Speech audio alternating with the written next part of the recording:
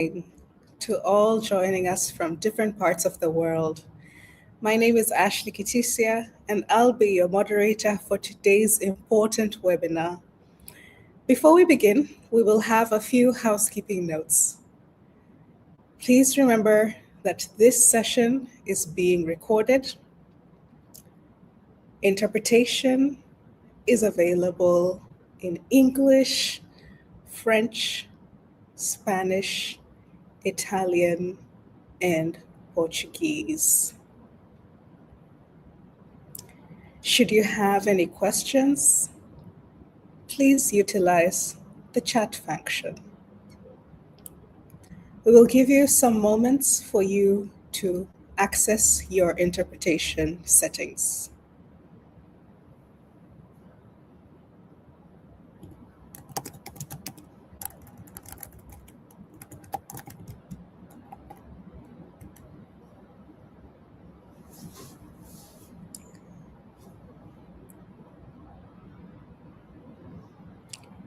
Thank you.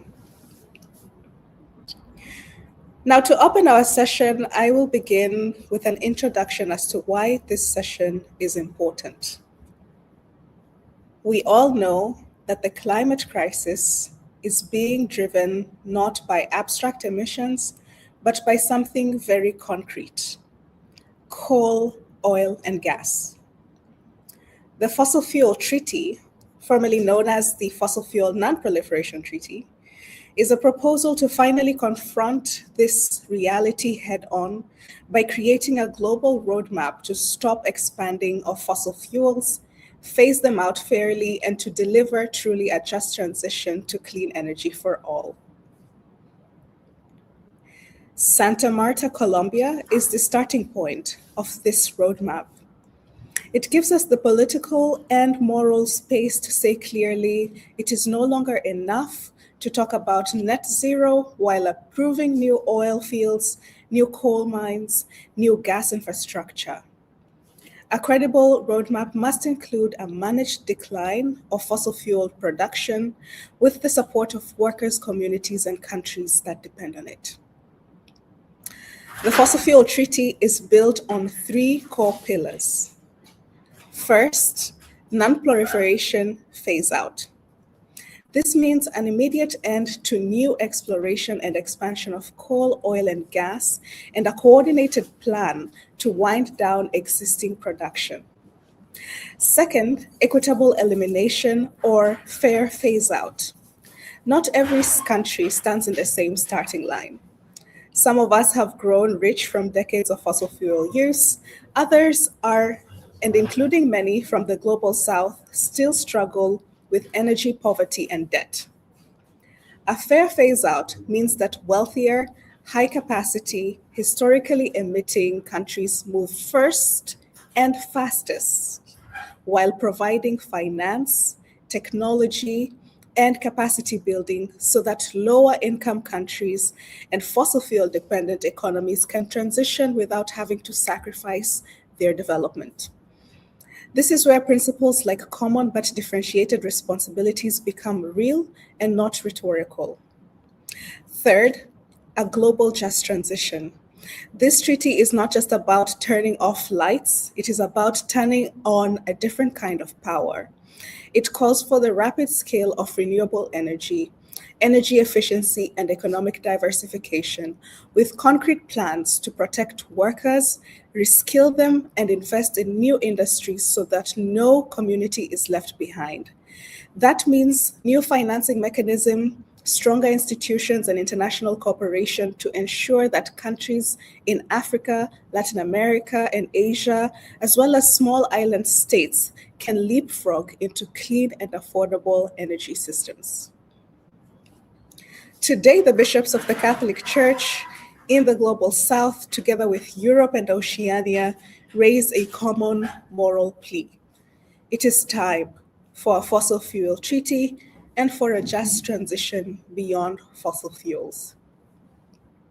As churches of Africa, Asia, Latin America, and the Caribbean, we hear in a very concrete way the cry of the earth and the cry of the poor, recorded heat, devastating floods, droughts, rising seas, growing hunger, hitting the hardest of those who have contributed the least to this crisis.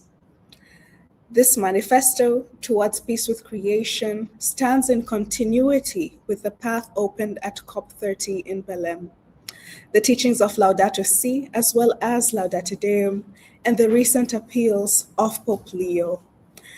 We recognize that the climate emergency is driven above all by large-scale burning of coal, oil, and gas, which has produced the majority of carbon dioxide emissions in recent decades. To ignore this reality while speaking of climate action would be to close our eyes to both science and to the suffering of our neighbors.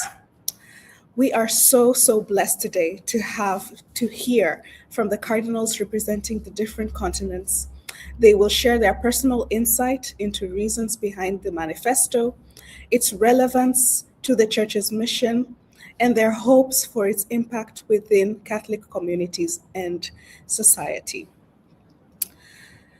This is why we will discuss why just transition is so important, what it means for the Church in their respective continents, and also what each cardinal expects in terms of the manifesto's impact on Catholic communities and society. It is now my pleasure to introduce these primary voices who have been behind these efforts, the signatories to the manifesto, and we will begin with greetings from Cardinal Ladislav Nemet and Bishop Ryan Jimenez. Welcome.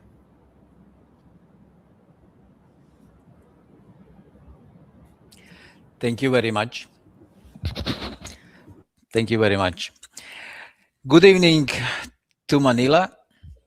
Good evening to Rome, or good afternoon, because it depends on the time zone.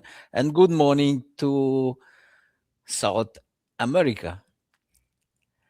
This greeting is already a sign of an historic event.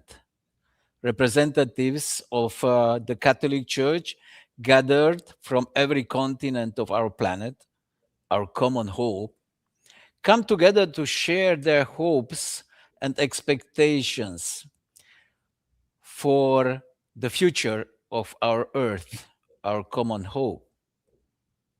First of all, I would like to greet all participants of this webinar. Welcome, and please enjoy our presence. I wish to extend my respectful greetings to their eminences, Cardinal Philippe Neri Ferrao, President of the Federation of Asian Bishops' Conferences, Father Raphael, Secretary General of the Symposium of Episcopal Conferences of Africa and Madagascar, Cardinal Jaime Sprengler, President of the Latin American and Caribbean Episcopal Council, and to His Excellency, Archbishop Ryan Jimenez, Vice President of the Federation of the Catholic Bishops' Conference of Oceania. My name is Ladislav Nemet. I am a cardinal in Europe, and I serve as Vice President of the Council of European Bishops' Conferences. Last year in Belém, Brazil, during the COP30, we took part in the presentation of the document of the Churches of the Global South on climate change. In Belém, the Bishops' Conferences of Oceania and Europe joined the inspiring initiative of the Global South in their passionate defense of our future and of our common home. Europe and Oceania are committed to continue this shared struggle because we firmly believe that together our voice is stronger, our engagement deeper, and our action more effective. The current geopolitical situation and its consequences for the climate and for the well-being of our planet are both serious and alarming. In a world where a single act of destruction can endanger the balance of all creation, the call to protect our common home becomes even more urgent. Let us act together, united in faith, hope, and responsibility for the care of our common home. Thank you very much once more.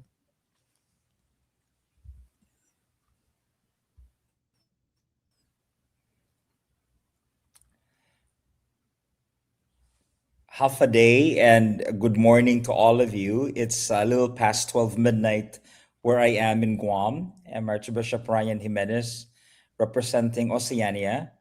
I am the Vice President of the Federation of Catholic Bishops' Conferences of Oceania and President of the Episcopal Conference of the Pacific. And I am honored and blessed to be part of this conversation and having been with many of you in this conversation in Belém. Seems like it was only yesterday, and I am humbled to be a part of this continuing process to also make sure that our voices in Oceania are heard. And for us here in the Pacific region, the question about the common home is not just really an idea. It is a lived reality. I just came back from our leadership meeting in Suva, Fiji, and we continued our discussion about how we can work together because it really is a pressing issue for us. For example, in our Episcopal conference, the people in Tuvalu and Kiribati and the Marshall Islands and many others, this is a reality that affects the lives of many people. And I hope that we can be more participative and contribute our voices, however small it can be, to our concerted and collaborative efforts in doing concrete steps in making sure that our common home would truly be a home not only for us in this present time, but also for the future generations.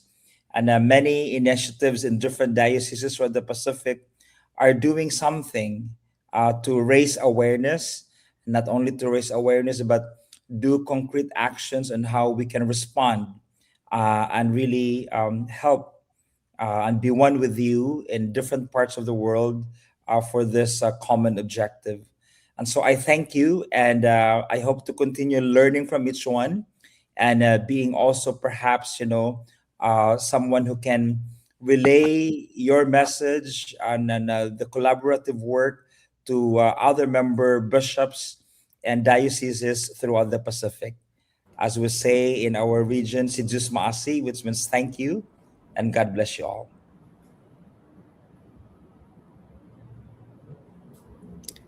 Thank you for showing your support and solidarity for this impactful global process.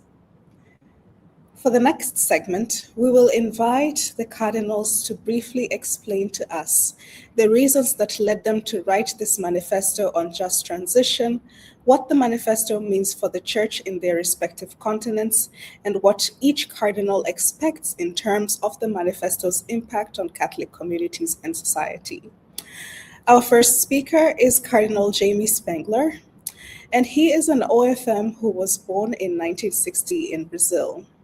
He is a prominent Franciscan prelate who has served as the Archbishop of Porto Alegre since 2013 and was appointed Cardinal by Pope Francis in December 2024. He presides over the National Conference of Bishops of Brazil, CNBB, and CELAM, Latin America Episcopal Conference Council, for 2023 to 2027 term. Your Eminence, the floor is yours. Hermanos y hermanas, buenos días. Es motivo de alegría poder compartir algunas ideias en el tocante al manifesto de las iglesias del sur global por nuestra casa común. Una pregunta: ¿por qué se ha escrito este manifesto? Se ha redactado para denunciar que el modelo económico actual y el paradigma tecnocrático son los responsables de una economía que mata, basada en patrones de consumo insostenibles. La razón técnica central es que el Acuerdo de París es insuficiente, ya que no menciona ni restringe explícitamente la producción de combustibles fósiles, carbón, petróleo y gas, que representan el 86% de las emisiones de CO2.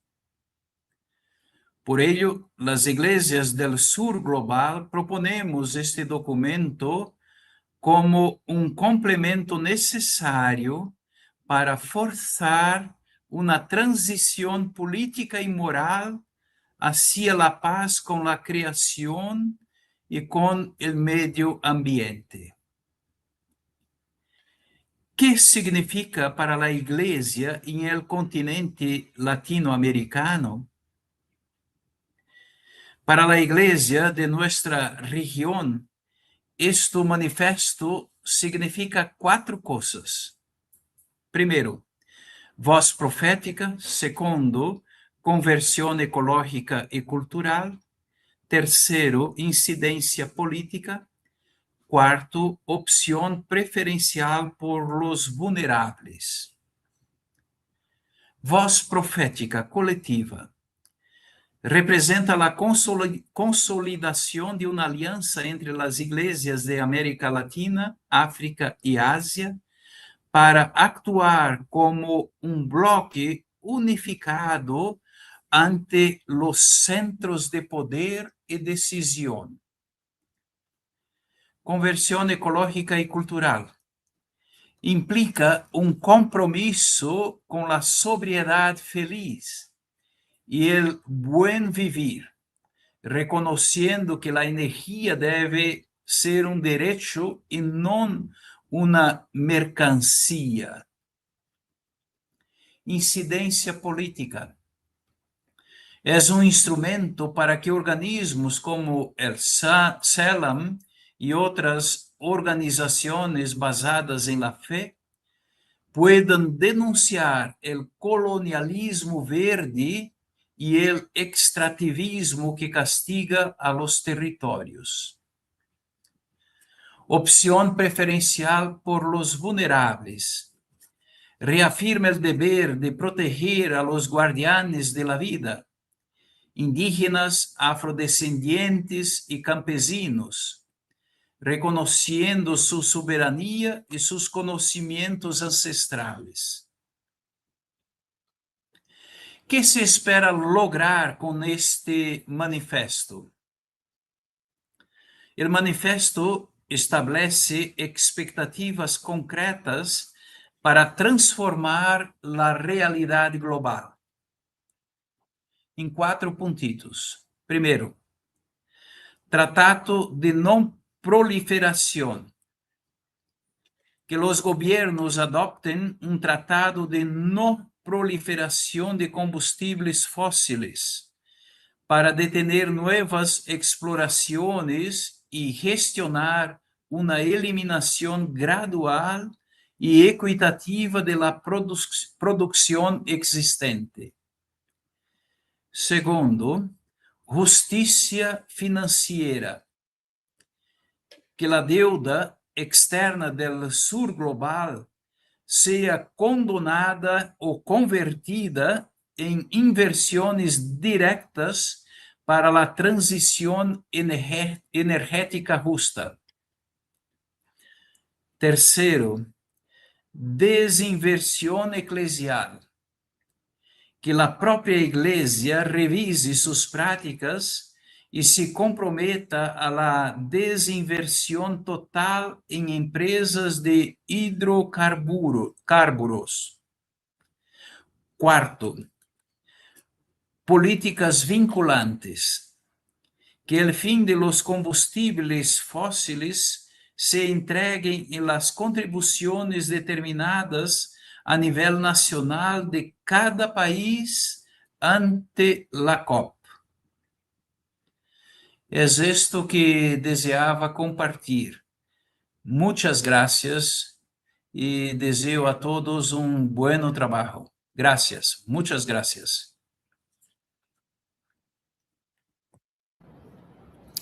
Thank you so much, Cardinal Jamie, for the wonderful intervention. And now we welcome Father Raphael Simbine, who is representing Cardinal Ambongo, President of SECAM. Father Raphael is a Mozambican Catholic priest who holds a PhD in liturgical theology. He currently serves as the Secretary General of the Symposium Episcopal Conference of Africa and Madagascar, and previously was working as its Deputy Secretary General responsible for evangelization. He has represented the African Church during the continental stage of the Synod on Synodality, participating in meetings in Rome and facilitating synodal discussions in cities such as Nairobi and Accra in Africa. He highlights small Christian communities as a key expression of synodality in Africa, rooted in values like Ubuntu, Ujamaa, and Fiha Vanana. Father Raphael has also contributed to SECAM's theological and pastoral reflection on complex situations, including polygamy, and has supported initiatives in evangelization, education, and biblical ministry. We welcome you, Father Raphael.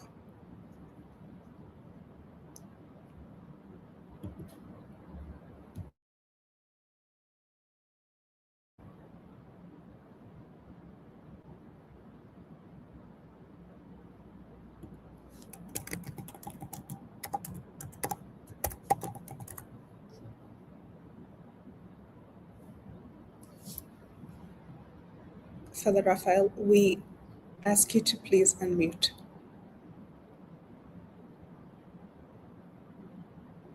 Thank you very much. And warm greeting from Africa. I am happy that today we have a translation so I can enjoy my Portuguese. Em representação de Sua Eminência, Dom Fridolin Cardial Ambongo, presidente of SECAM, que não pode estar presente a esta sessão por motivos de força maior. Estou aqui então a juntar a nossa voz de África às palavras de Sua Eminência, Dom Jaime Cardial Spengler.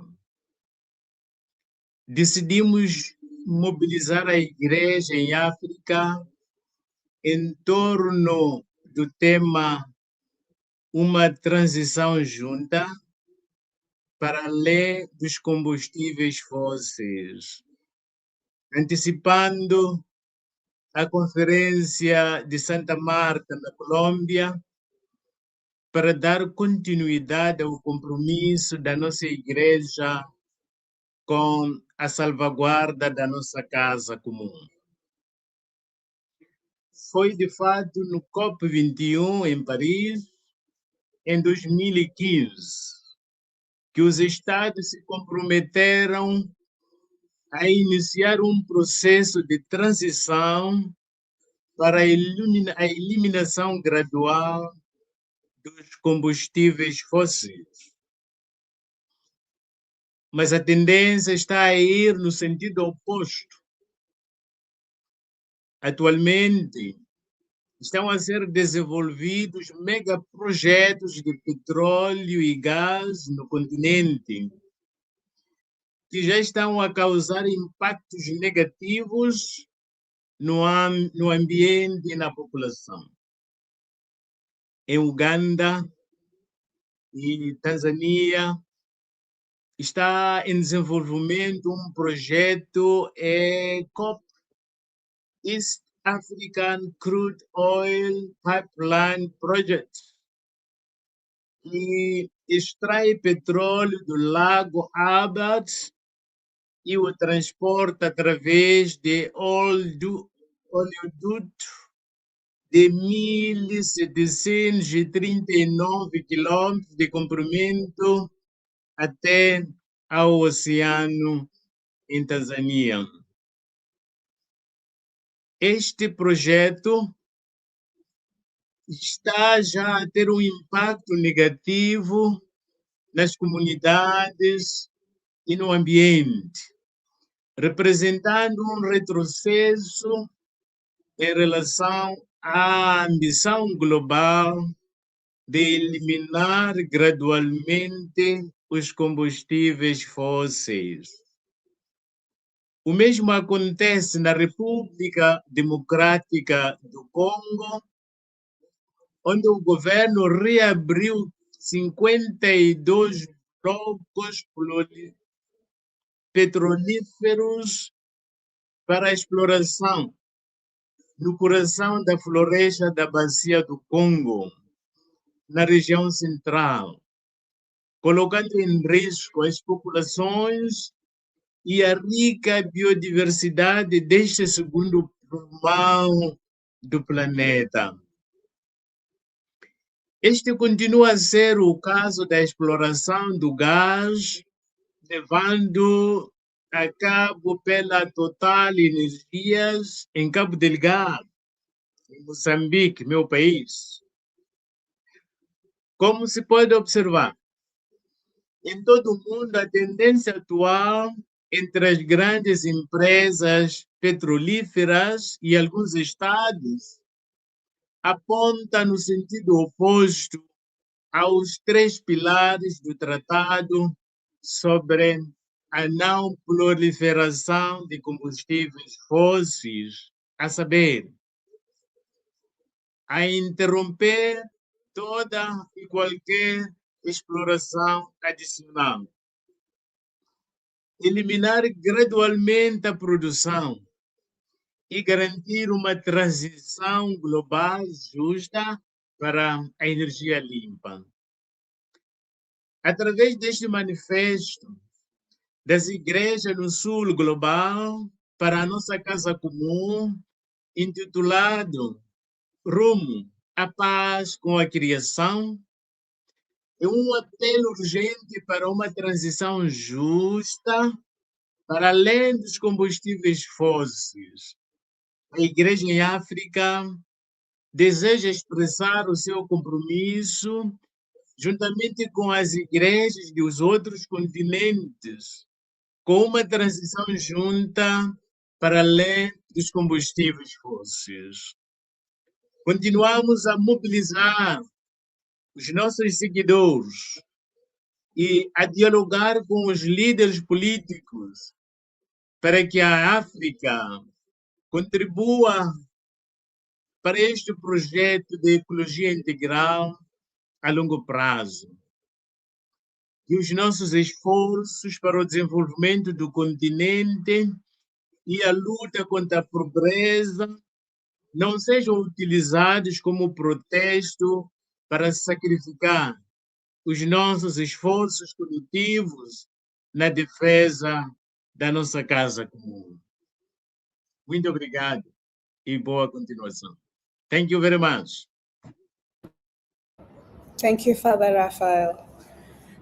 And finally, we invite Cardinal Felipe Neri Farao. And Cardinal Felipe was born in Goa on 20th January 1953. He was ordained a priest in 1979 and a bishop in 1994. He served as Auxiliary Bishop of Goa and Daman from 1994 to 2004, before being appointed Archbishop of Goa and Daman and Patriarch of the East Indies on 21st March 2004. He has led the Conference of Catholic Bishops of India, CCBI, since February 2019 and was elevated to Cardinal on August 2022. In addition, he serves as president of the Federation of Asian Bishops' Conferences, FABC, since 1st January 2025. Cardinal Ferrao is fluent in many languages, and that reflects his deep engagement with both the local and global church. Welcome, Cardinal Felipe. Thank you very much, Ashley. Can you hear me? Yeah. My dear brothers and sisters, I appreciate the clear message given by the four speakers who addressed us earlier. As was stated emphatically in our manifesto, we are living in a time that urgently demands a fossil fuel treaty. We drafted this manifesto because Asia, my continent, faces diverse realities.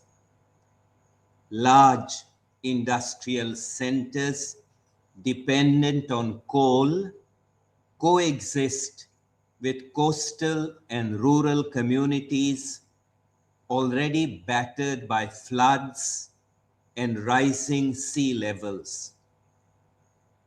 For the Church in Asia, the document is a call to denounce false market solutions and to demand that the elimination of fossil fuels be equitable and respectful of the sovereignty of developing countries. We hope that the manifesto will promote inclusive public policies that reduce dependence on coal, encourage investment in renewable energy, and guarantee job retraining and social protection programs, especially for groups dependent on the fossil fuel industry. The transition must be designed with the binding participation of rural and urban poor, indigenous and traditional peoples, men and women workers, and men and women in local communities dependent on the traditional energy sector for their lives and livelihoods, avoiding the creation of new sacrifice zones for mineral extraction. The Church is committed to promoting pilot projects for community energy and environmental education, as well as advocacy campaigns that bring together science, ethics, and human rights. We hope that the text will influence the international agenda of the Santa Marta Conference, in which we urge our governments to participate in order to establish an honest dialogue in pursuit of the common good. Also, at the regional and national levels, we hope to mobilize the lay faithful, universities, and authorities to build models of sustainable development that protect the life, peace, and dignity of people. I appreciate the initiative of this global webinar, and I thank you for your patient listening.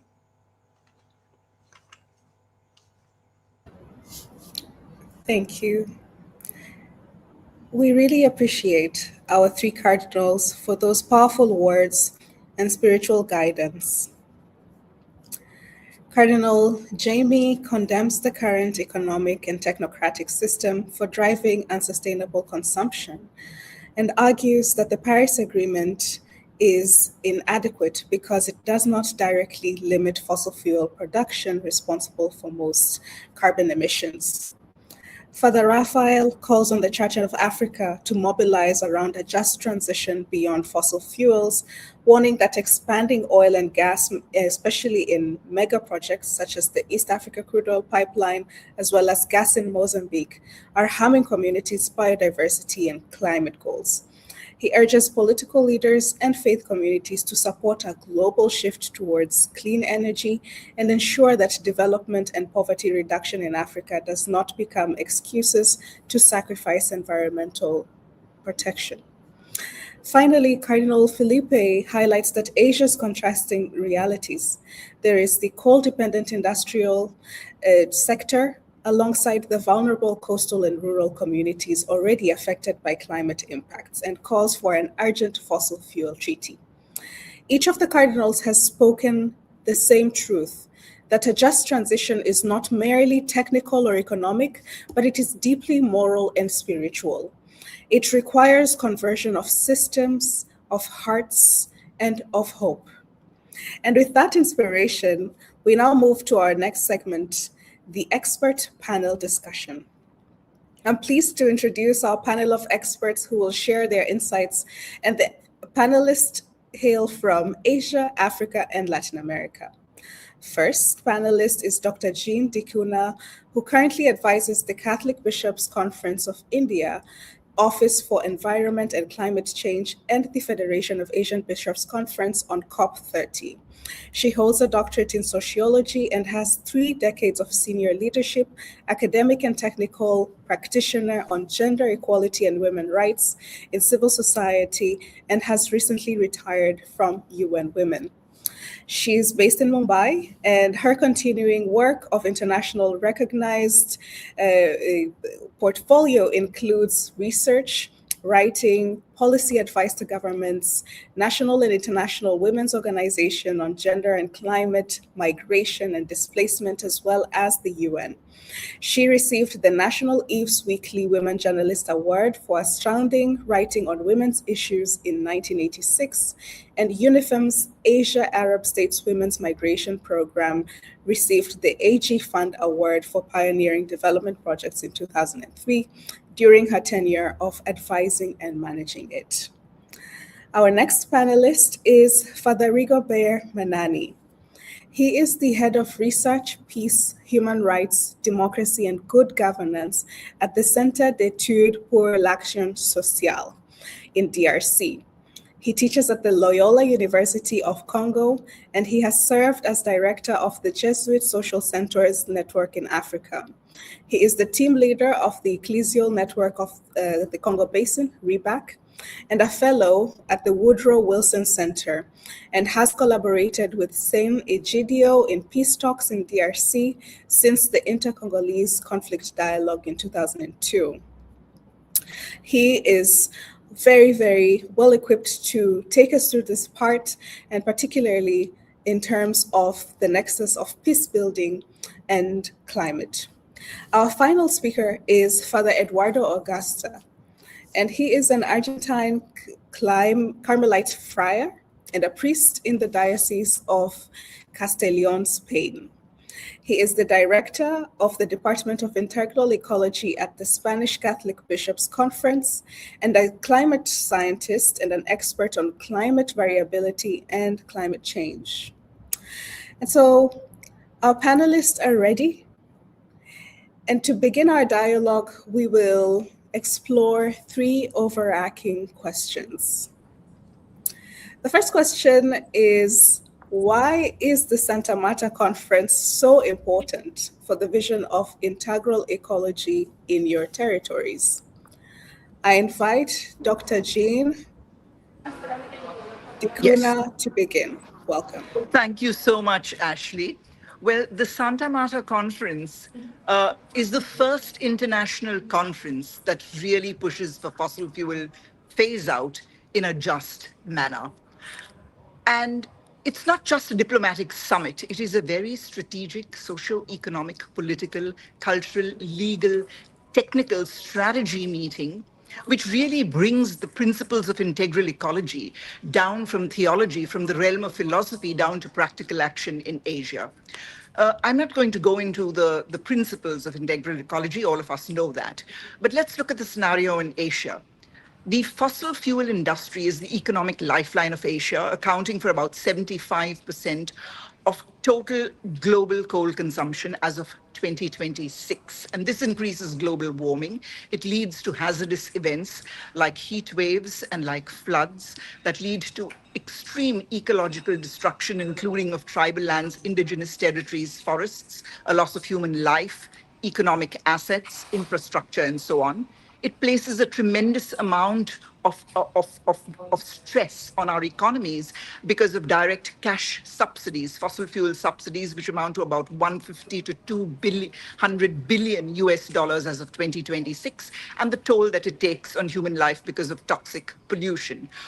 Also, transitioning away from fossil fuels presents the very real risk of a financial crisis because of stranded assets, loss of livelihoods, and the very real risk of moving from a male-dominated coal industry or fossil fuel industry where the majority of workers are males in formal jobs and women are in informal roles and support roles to a male-dominated green economy and renewable energy industry if we are not intentional about transitional justice for women. And finally, of course, you have this big financial gap where Southeast Asia alone needs about 200 billion US dollars each year by 2030. But there are also positive elements because we, Asia, are leading the global transition, and there are several governments that are actually supporting fossil fuel phase out. So Santa Marta is important because it provides or aims to provide the technical and financial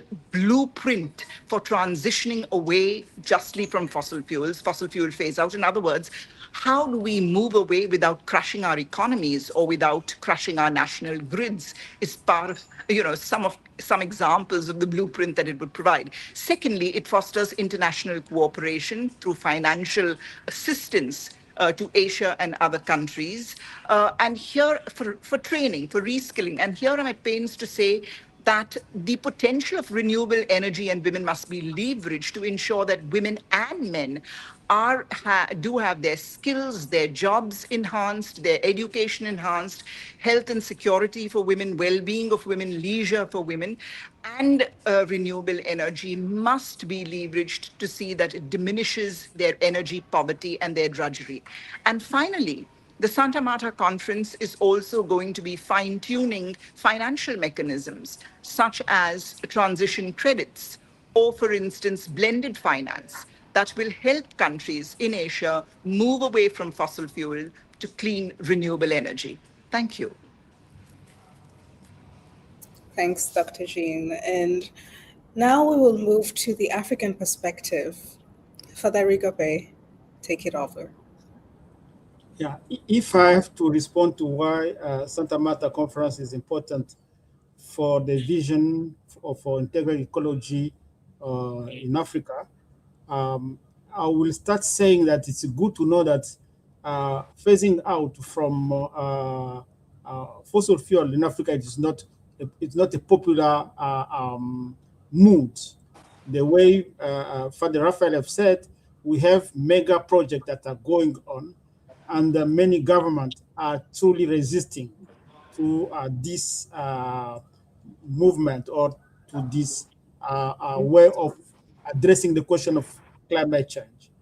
And yet we know, and that's why it is important, that if the world doesn't resolve this question of fossil fuel, we are not going to win the battle against climate change. So being the first move from COP21, first tentative to address the issue directly, it will be important to pave the way for everybody to be convinced and give reason to be convinced and address all the questions that are linked to this, what it will mean for countries like Africa that are putting their future, putting their future in oil when everybody is asking to come out of it. That's why I think for me, for Santa Marta to be very important, for our population, but also for our governments. Thank you. Thank you, Father Rigobert. Very rich inputs, particularly from the youngest population, the youngest growing population, the continent of Africa. And finally, Father Eduardo, we welcome your contribution to this question. Thank you. Hablaré en español. La Conferencia de Santa Marta es importante porque presenta una agenda práctica para pasar de la denuncia moral a la implementación concreta. Reúne a países, gobiernos subnacionales y actores que están dispuestos a avanzar en la eliminación de los combustibles fósiles con un enfoque en la acción más que en la persuasión, a diferencia de lo que puede ser una cumbre climática. En América Latina, esto significa que por fin se va a poder traducir lo que en nuestro pensamiento católico es la opción preferencial por los pobres en políticas y proyectos que protejan los territorios indígenas, eviten las nuevas zonas de sacrificio que bien han declarado nuestros cardenales y acompañen los procesos de reconversión productiva. La Conferencia de Santa Marta, en su agenda tal como está estructurada, promueve 3 aportes clave para nuestra ecología integral. Primero, da legitimidad política para exigir el fin de los combustibles fósiles, de nuevas exploraciones y la planificación del cierre ordenado de los yacimientos.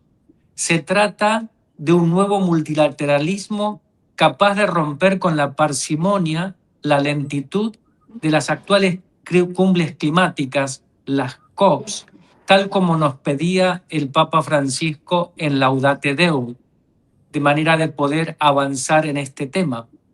En segundo lugar, aportará, Dios mediante, mecanismos de gobernanza y transparencia, como son, por ejemplo, los registros y acuerdos sobre responsabilidades, que permitiría vigilar la producción y las reservas, algo que es requerido por la comunidad de fe global.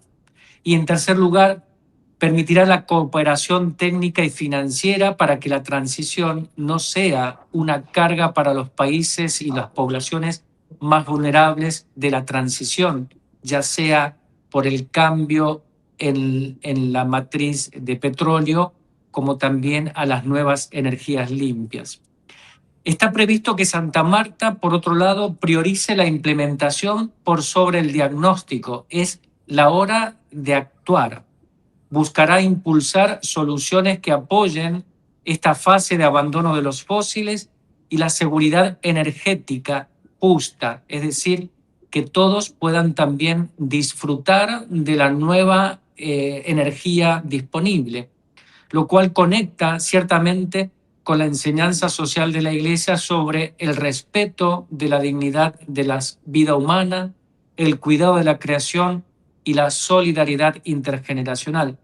Asimismo, hablará de la transición justa que busca no crear otro problema, por ejemplo, con el extractivismo minero destructivo, revestido a veces de transición verde. En este sentido, la Iglesia en América Latina y el Caribe está preparada con sus instituciones y organizaciones eclesiales para cooperar con los gobiernos en esta implementación y operativización de los principios morales claves que han de regir a la transición justa. Gracias.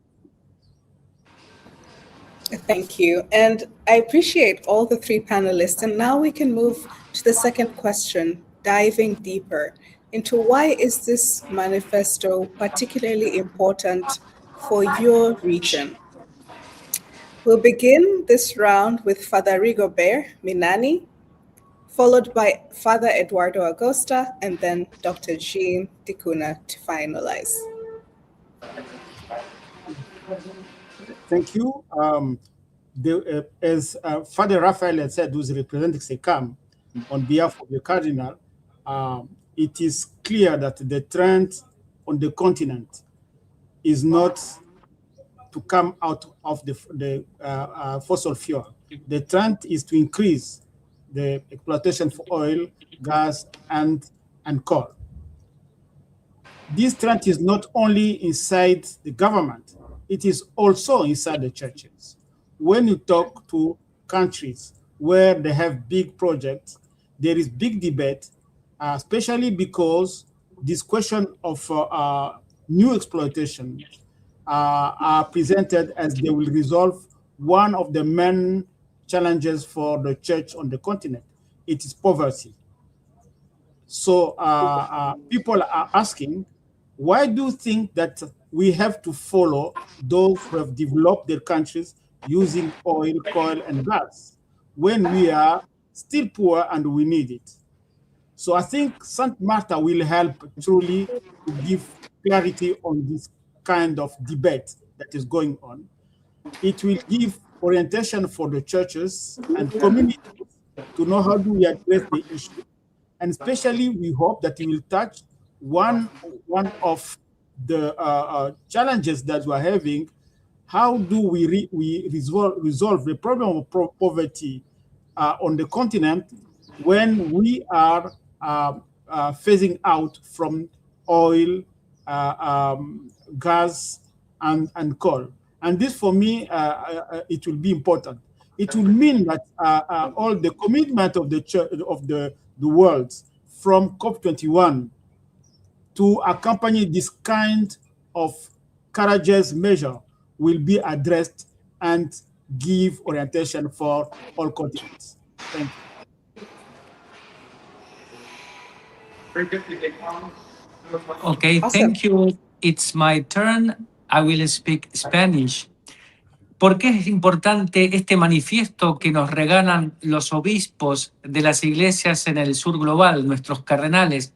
Porque este manifiesto, si leemos bien, complementa la lógica de Santa Marta al ofrecer un marco moral y operativo que responde a las realidades concretas de nuestra región.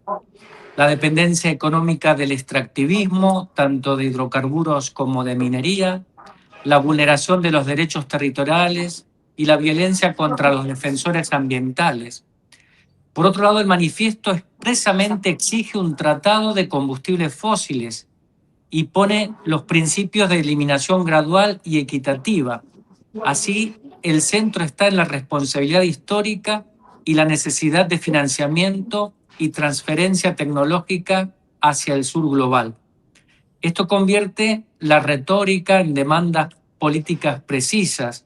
Nuestros cardenales hablan de la inclusión del fin de combustibles fósiles en los NCDs, en los planes climáticos de nuestros países, la creación de registros públicos de producción y reservas y mecanismos de compensación y de reconversión laboral.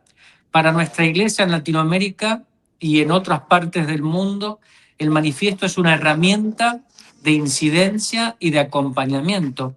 De alguna manera, legitima la desinversión en fósiles que ya viene llevando a cabo la institución de la Iglesia diversas, respalda la defensa de los territorios indígenas y orienta la pastoral social hacia proyectos de energías renovables de forma comunitaria y de formación técnica también.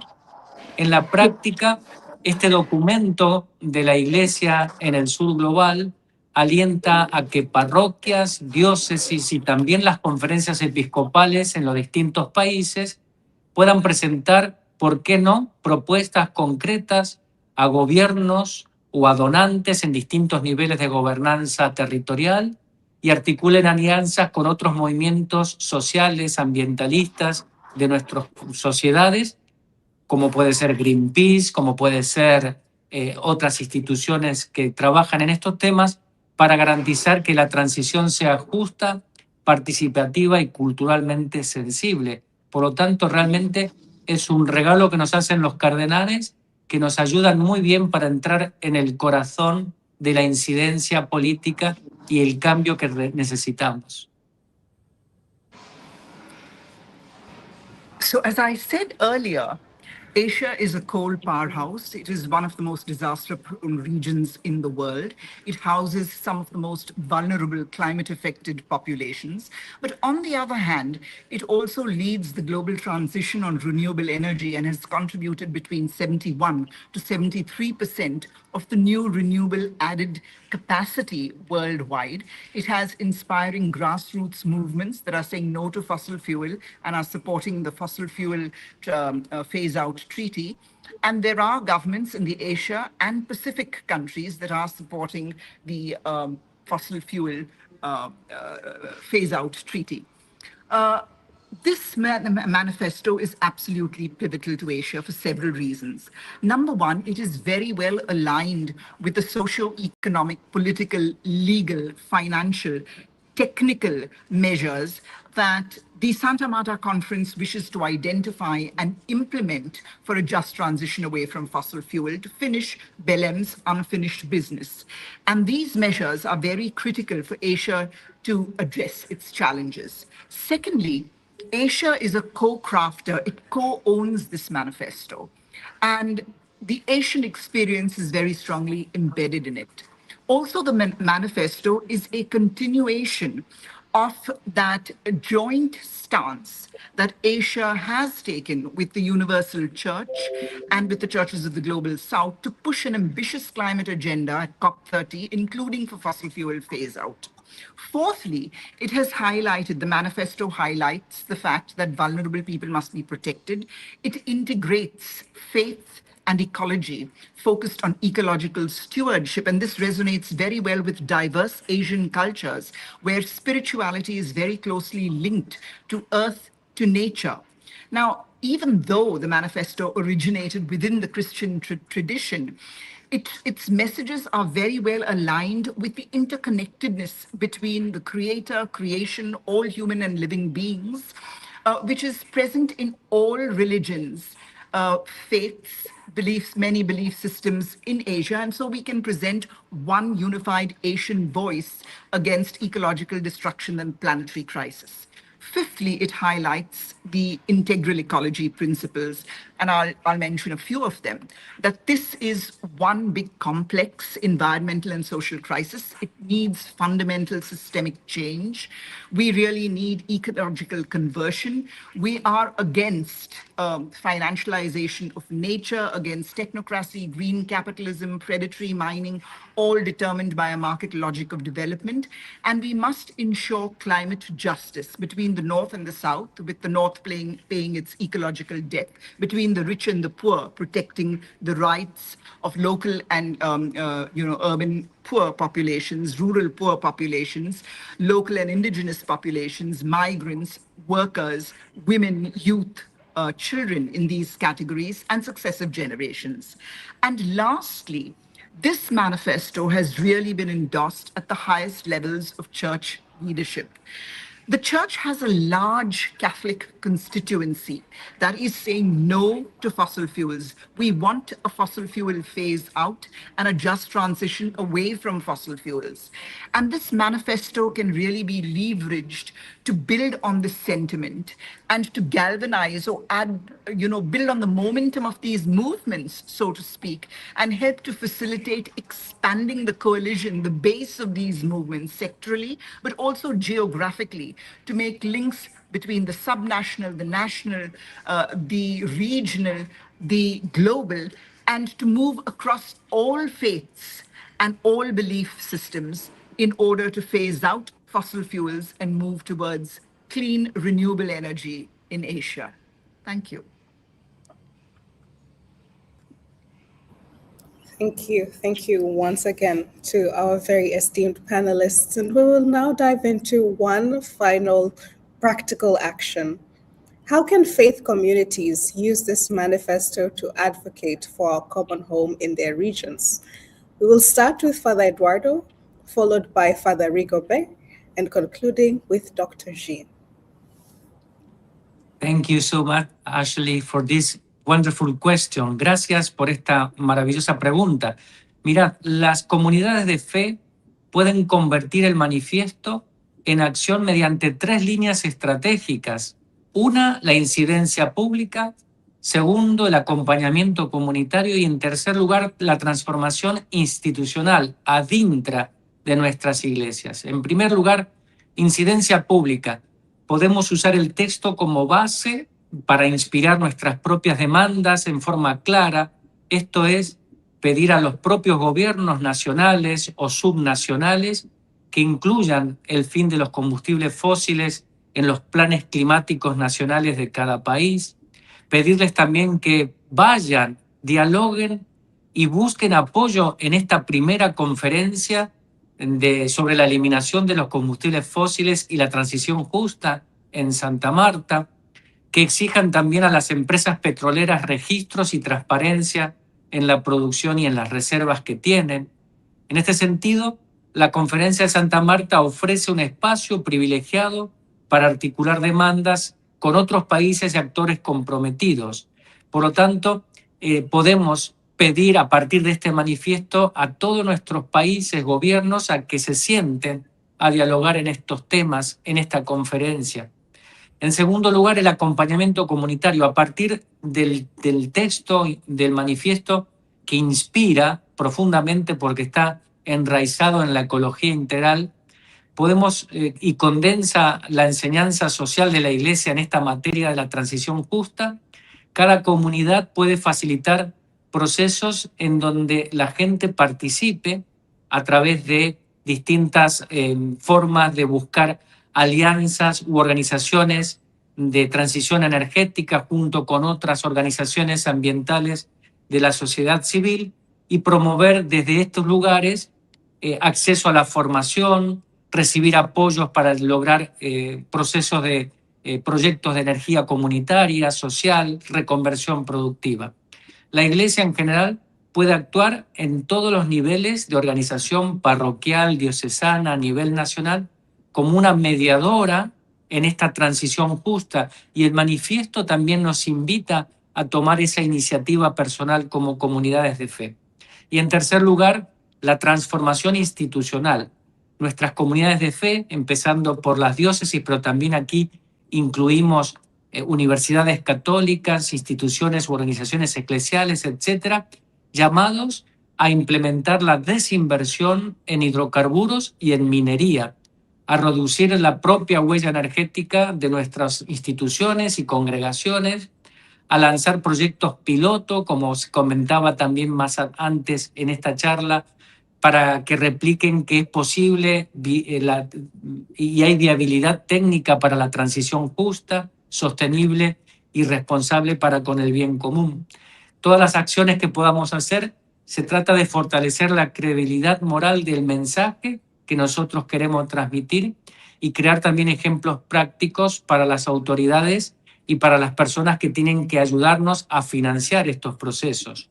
En definitiva, el manifiesto, creo yo, puede ser para todos como un recurso pedagógico, utilizarlo en nuestras homilías, en la catequesis, en campañas públicas de la Iglesia, que contrarresten de alguna manera las narrativas que presentan que la transición energética es algo imposible o es una imposición externa.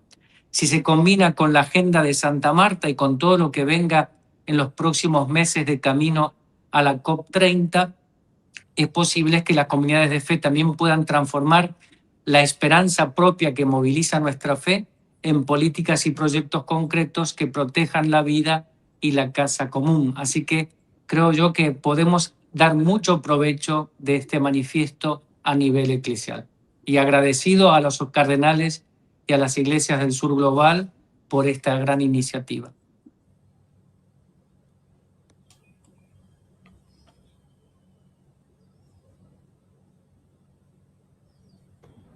Thank you, Father Eduardo. And now, Father Rigobert Minani.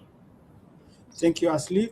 I think for our communities, especially in Africa, I think the first thing it will be to make known this manifesto.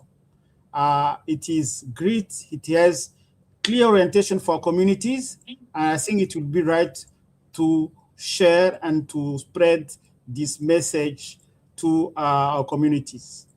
Second, for me, it will be the bishop conferences. Bishop conferences on the continent, they are still doubting time to time to the campaign on the treaty, have here clear orientation and message that are backed by the churches and the hierarchy of the church in our continent. So it will be good for the Bishop Conference on the continent, on the African continent, to appropriate this message and try to deepen and share it with all the faithful in their own places where they are. Third, the church, being the bishop conferences and communities, have here a number of arguments to talk to our governments, because those who are resisting mostly are our governments. And it will be good to develop a narrative that put in crisis the narrative of our government. But to do that, we will need to link the campaign itself with other campaigns that are going.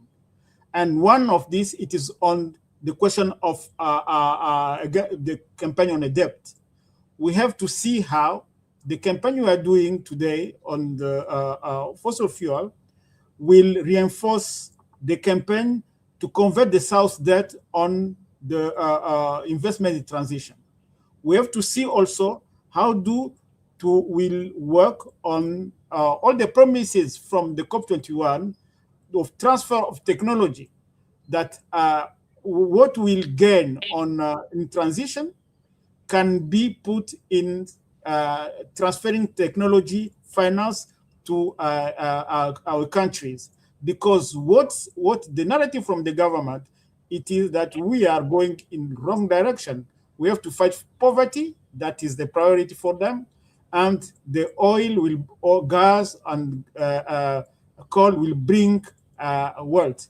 We have to come with another narrative. To have that narrative, we need truly to put in actions all the commitments that has been done from COP21. And I hope that Santa Marta will be truly a momentum to focus on one concrete point that can put and make the difference in our fight against climate change. Thank you.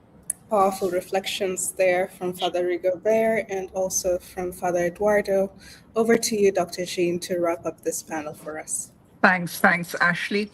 So there have been several very inspiring movements throughout Asia saying no to fossil fuels and are, pushing for a just transition away from fossil fuels. And examples that we have, like Cirebon in Indonesia, various parts of the Philippines, Jharkhand in India, and so on. They've used various strategies, expanding their coalition, their bases of collaborators to include human rights defenders, environmental defenders, men and women from trade unions, workers who are dependent on the fossil fuel industry, men and women in communities that are dependent on the fossil fuel industry, through NGOs, through CBOs, etc.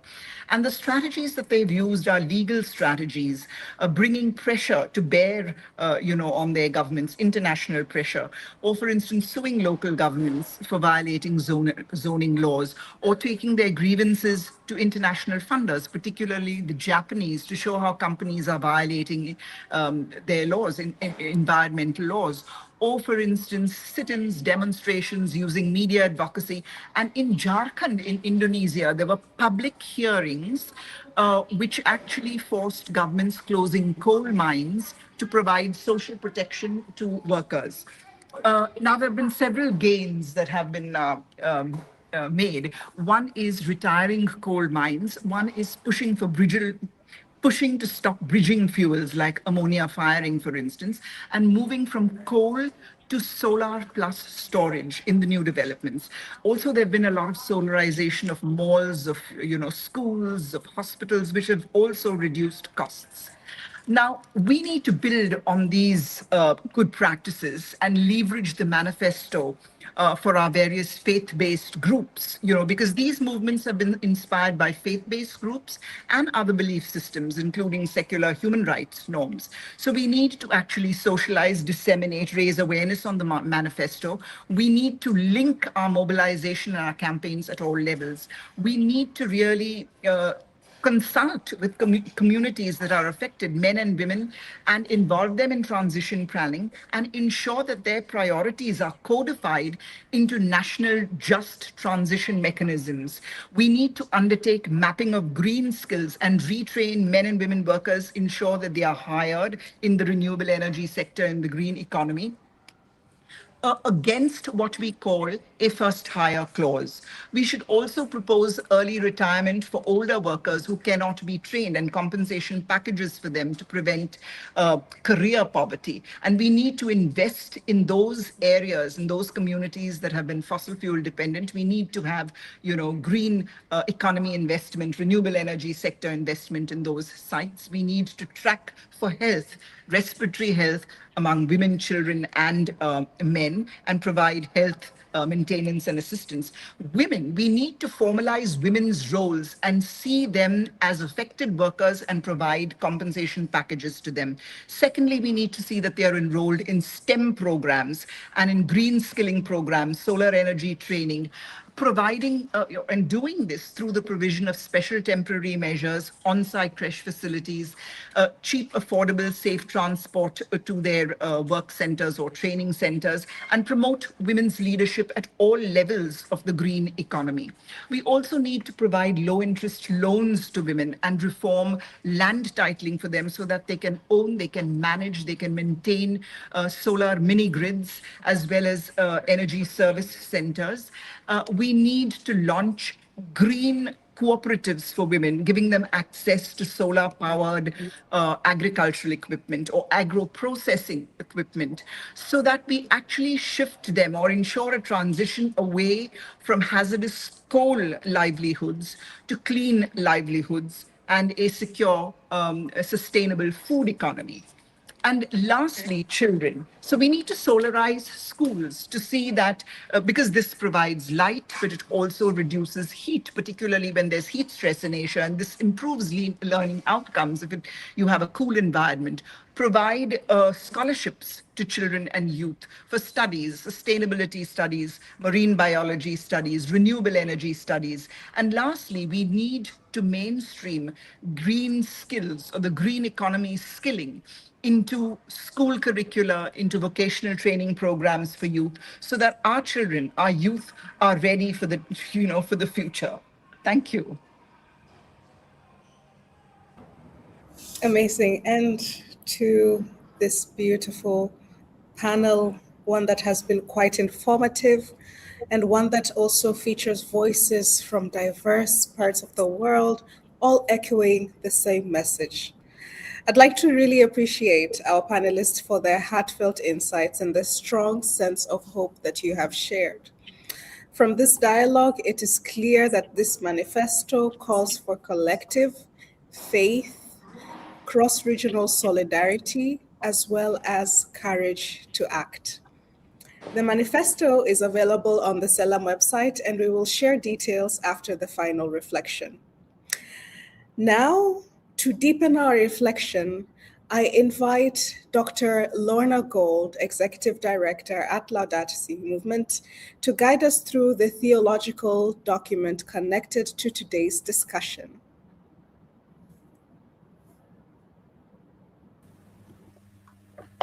Thank you, Ashley, and thank you to our wonderful speakers. As we come to the end of this rich webinar, I want to begin with a simple truth that has echoed through all of our discussions today. The cry of the earth and the cry of the poor are one. That insight, given to us so powerfully by Pope Francis in Laudato Si, has become the moral compass for millions of Catholics and people of all faiths and none around the world. It reminds us that ecological destruction is never only an environmental issue. It is always a human issue. It's a social issue. And ultimately, it is a spiritual issue. The manifesto for our common home that we have launched today is therefore not just another statement. It is a moral appeal from the churches of the Global South, from communities already living with the devastating consequences of a fossil-fueled economy.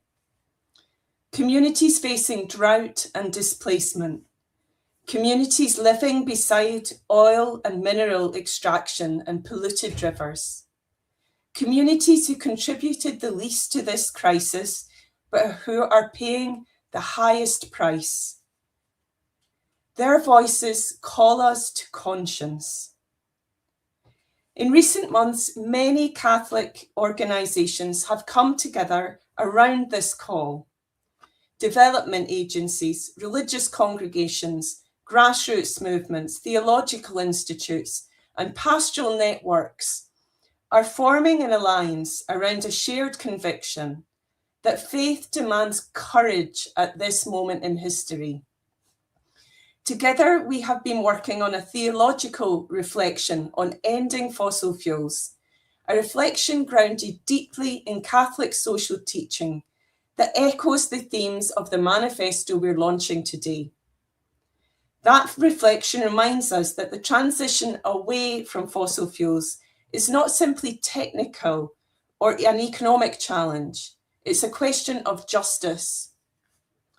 It speaks to us, to the core principles that guide our tradition, principles that have a universal resonance as we approach Santa Marta. The principle of the common good that reminds us that the earth is a gift meant for all, not a resource to be exhausted by the few. The principle of the universal destination of goods, which challenges the economic systems that sacrifice communities and ecosystems for profit. The principle of solidarity, which calls us all to stand with frontline communities. And the principle of care for creation, rooted in the biblical call to be protectors of God's handiwork. When we bring these principles together, something becomes very clear. Continuing to expand fossil fuel extraction, when we know it is driving catastrophic climate disruption and conflicts, is incompatible with our vision of faith. And that is why more and more voices are calling for what Pope Francis has described as a decisive transition away from fossil fuels. Not the chaotic, conflict-fueled collapse that sadly we are starting to see, but a peaceful, planned and just wind down of fossil fuel production that protects workers, supports vulnerable communities, and ensures that nobody, including women and children, are left behind. This is precisely why the call for a fossil fuel treaty has begun to resonate across the faith world. Just as the world once came together to address the existential threat of nuclear weapons through international cooperation, we now face another global threat that demands the same spirit of multilateralism and shared responsibility. No country can solve this alone. No community can be left to face the consequences alone. And here is where the voice of the Church really matters. Because Catholic social teaching has always insisted that global challenges require international solidarity. They require dialogue between nations. They require institutions capable of serving the common good of humanity.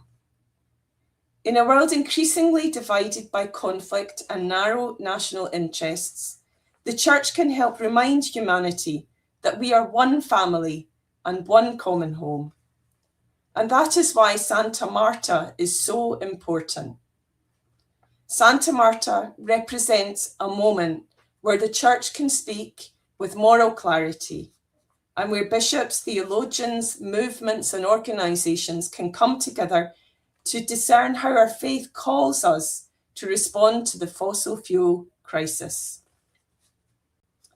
But a gathering like Santa Marta only matters if it's supported by a living movement of planetary proportions. if it's carried forward by all of us, our communities, our institutions and organisations. So let me finish with a simple invitation to each one of you. If you represent a Catholic or a faith organisation of any size, a diocese, a religious congregation, a university, a development agency, a parish network, a family, your voice matters. Please read the Manifesto and the theological reflection on ending fossil fuels. Encourage your bishop and faith leaders to join the call for a just and peaceful wind down of fossil fuels. If they have not done so already, ask them to divest from fossil fuels and choose a fossil-free bank. Speak to your governments about the need for international cooperation and a treaty process. And above all, help waken the moral imagination of our church and faith communities. Because the transition we need will not happen through technology alone. It will happen when people of conscience decide that protecting the earth is more important than protecting the status quo. History will ask us what the church did, what each of us did, when the future of our common home was at stake. Let it be said that we chose courage, that we chose solidarity, that we chose life. And let us leave this webinar today, not simply better informed, but mobilised to act. Thank you.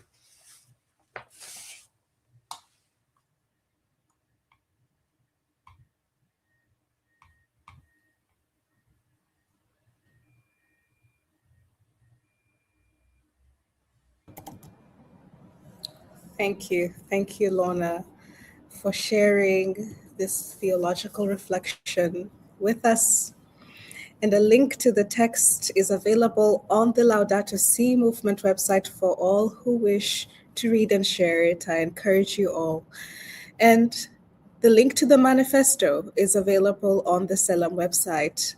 The QR codes are currently being displayed on the screen for you to be able to interact and obtain these important documents, particularly ahead of this Santa Marta discussion, as well as disseminating it to the communities around us.